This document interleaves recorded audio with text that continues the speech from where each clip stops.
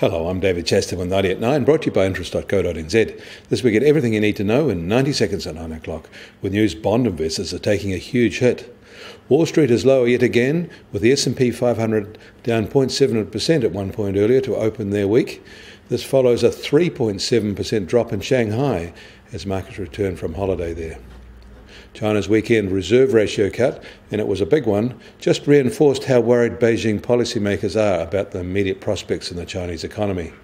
China can roll out its home team of SOEs to soak up share market buyer flight, but reports are that it was foreign buyers who were the sellers, investors essentially taking advantage of that policy in near record selling. Additional liquidity and the home team can do a lot for a while, but it actually can't change sentiment. And where they're not active, things can get ugly, such as in their fast-cooling, that is falling, property markets. But I don't expect to see that in their official stats, at least not in confidence-sapping data.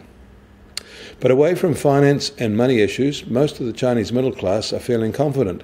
Local travellers made 726 million trips during the Golden Week holiday that ended on Sunday, up 9.4% from a year before. The slowing economy clearly failed to dent demand for travel, or online shopping either, it seems.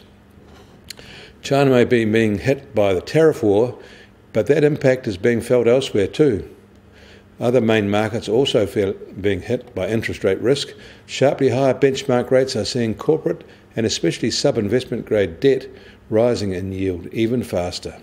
That means big losses for their holders. One estimate is that the latest rate spike has wiped almost $1 trillion off the value of such holdings.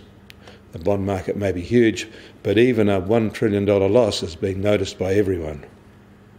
In Italy, jibes between the new Italian government and the EU over the EU budget rules are unsettling markets again, just after things seem to cool. This is not helping EU bond yields either. In Sweden, the 2018 Nobel Prize in Economics has been awarded to two Americans for including climate change and technological innovation in long-term economic theory and further research on sustainable growth.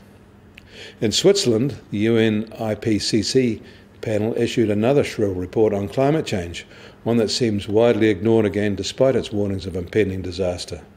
The issues are serious, but completely disconnected from the general public interest. Disappointingly, this is science that has been rejected as partisan overreach by people making money off of it. It deserves better. The US Treasury 10-year yield is unchanged today at 3.23%. Their 210 curve is still at 34 basis points. The Aussie government 10-year is at 2.77%, up 7 basis points from this time yesterday.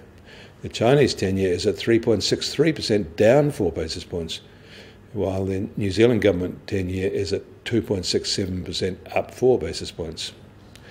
Gold will start today at $1,185 an ounce, a sharp $18 drop overnight. And US oil prices are little changed today, just over $74 a barrel. The Brent benchmark is just over $84 a barrel. And the Kiwi dollar is starting today at 64.50 US cents, having changed little since this time yesterday. On the cross rates, we're at 91.2 Aussie cents and 56.2 euro cents. That puts the TWI at 68.7 and still near a 3-year low. I'm David Chaston. That was 90 at 9, brought to you by interest.co.nz.